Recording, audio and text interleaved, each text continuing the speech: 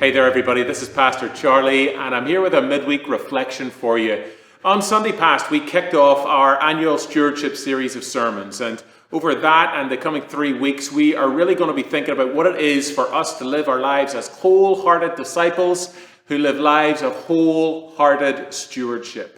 On Sunday morning we were talking about St. Patrick and really thinking through what it was for St. Patrick to have given his entire life to the island of Ireland and actually to have changed the direction and trajectory of the future of Ireland as a whole. And it still rings true to this day. The impact of Patrick on that island really cannot be diminished at all.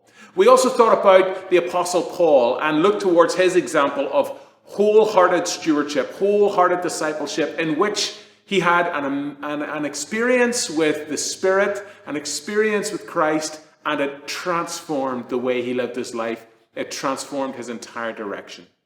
Friends, over the course of these weeks, really what we're inviting you to do is to think through the relationship that you have with your own discipleship.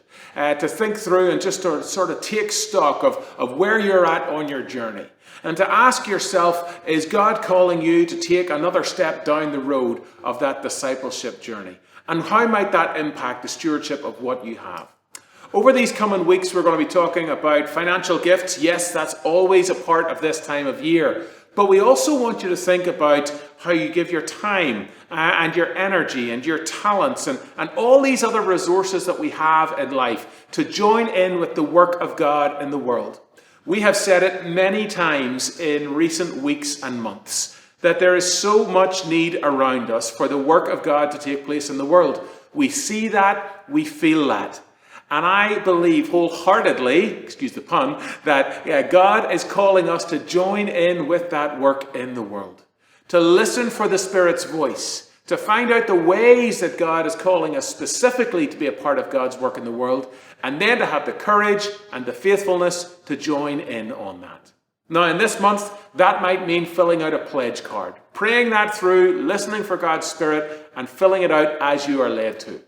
But you know what? It might also mean some other things. It might mean that as you pray about the time and energy that you have, you might feel a calling to join in with one of our mission partnerships. Maybe God's calling you to give some time to the pet workshop and be a part of Mobility Worldwide that sends those amazing hand carts and gives independence to people all over the world. Maybe God's calling you to join in on one of our feeding ministry partnerships. To give your time and your energy to ensure that people who are hungry locally don't need to be hungry. Maybe you're being called to join in with our partnership with Barnabas. Or maybe you're being called to serve in our local church here. Maybe you're a teacher who hasn't taught a class in a while and God is calling you to say, hey, I want you to be part of my work and I want you to teach this class or be part of the teaching team here. There are numerous ways that we can join in with the work of God each and every day. In the little things of our lives, how we speak to one another, how we engage one another, but also in those bigger things where we sense that God is saying, hey, could you be a part of this for me?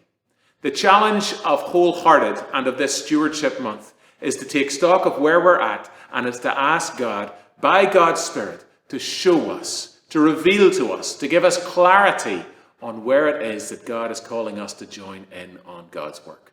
I hope that you have started praying that through already and that your ears are open and listening for the voice of God's Spirit. And as God speaks in this intentional time of prayer, my prayer is that we will have courage to take the next steps that God is calling us to. God bless you and take care.